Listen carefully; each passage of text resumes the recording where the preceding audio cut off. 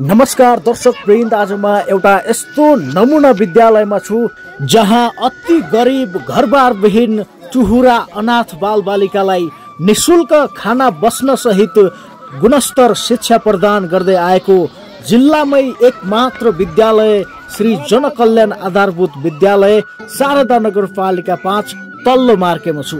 दर्शक वृन्द, यहाँ अहिले पनि 30 जना यस्ता विद्यार्थीहरू रहेका छन्। विशेष हामी 3 तहका बालबालिकालाई आवासमा बसालिरहेका छौँ। एउटा चाहिँ विपन्न र अभिभावकको संरक्षण नभएको र टुहुरा बालबालिकालाई हामीले 30 जना बसालेका छौँ। उहाँहरूलाई चाहिँ खाना बस्नदेखि सम्पूर्ण लत्ता कपडा ड्रेस कापी कलम सबै निःशुल्क रूपमा हामीले चाहिँ प्रदान गर्ने गरेका छौँ। र आज यसै आवासीय नमुना विद्यालयमा केही सहयोगी मनहरूले पठाउनु भएको राहत हस्तान्तरण कार्यक्रम रहेको छ। शारदा नगरपालिका 4 साहिला कन्दका समाजसेवी युवा मधुसूदन सेजुवाल लगायत अन्य सहयोगी मनहरूले आज ठुलो मात्रामा राहत उपलब्ध बनाउनु भएको छ। पदम रोकाए जुन हाम्रो यहीँकै स्थानीय हुनुहुन्छ, हाल अमेरिकामा बसोबास गर्दै आउनुभएको छ र आफू लगायत त्यहाँ बस्ने सम्पूर्ण सहयोगी दाताहरूबाट यो विद्यालयको गेट र घेरबार निर्माणको लागि रु 1,25,871 रुपियाँ उहाँले चाहिँ उठाएर पठाइसक्नु भएको छ र बाँकी पनि यो कामलाई सम्पन्न गर्ने उहाँले प्रतिबद्ध गर्नुभएको छ।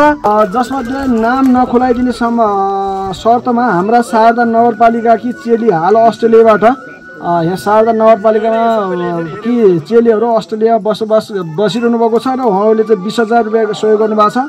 यसै गरी ज्ञानबहादुर राणा शारदा नगरपालिका 5 स्थानीय हाल मलेसियाबाट रु 4,026 रुपियाँ।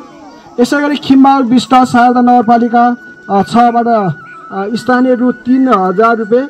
रमेश खड्का शारदा नगरपालिका स्थानीय मलेसियाबाट रु 6,010 रुपियाँ। यसै गरी भूमिका विष्ट शारदा नगरपालिका 4 साउटोला स्थानीय रु 2,294 रुपियाँ। त्यसै गरी कुलबहादुर विक हाल मलेसिया प्रवासबाट रु 1,000 रुपियाँ। यसै गरी रितु डाङ्गी शारदा नगरपालिका 5 स्थानीय रु 1,500 रुपियाँ। यसै गरी डिएस डाङ्गी शारदा नगरपालिका 11 स्थानीय हाल कोरियाबाट रु 7,500 रुपियाँ। यसै गरी बसन्त कुमार राणा हाल कोरियाबाट रु 1,000 रुपियाँ। यसै गरी गोपाल विष्ट शारदा नगरपालिका 5 नेपाने स्थानीय रु 5,000 रुपियाँ। यसै नरेन्द्र बोहरा शारदा नगरपालिका 5 स्थानीय हाल मलेसियाबाट 5,005 रुपियाँ। यसै भीम एरिस शारदा नगरपालिका 6 सामाराबाट स्थानीय हाल रोमानियाबाट रु 10,000।